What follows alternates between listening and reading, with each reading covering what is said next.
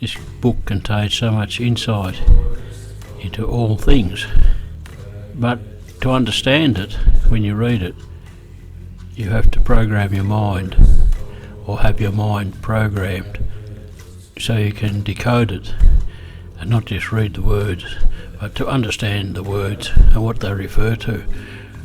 It is a code that's so deep and meaningful. Little seemingly meaningless poems, but when you understand the code and understand the underlying messages, it's an extremely powerful book. Extremely, one of the most magical books, one of the most mysterious and magical books that I've seen written down. I have not read the Bible, but I believe the Bible would be the same thing.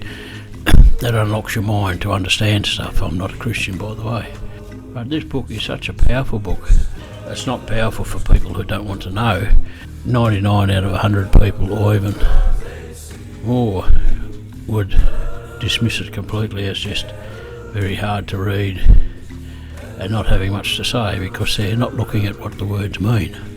A fantastic book. I picked up my copy in a second-hand bookshop, only really because it was Tolkien, and I got home and I read it, and I thought, yeah, hard to understand, a little bit vague, didn't really get me excited. But when I got into it, I learnt a bit more about life. All of a sudden the stories and the poems and the tales and the meaning and the emotion in it dovetailed into other things that I'd learnt in my life relating to things like Buddhism, and just the understanding of life and what's true and what's not true.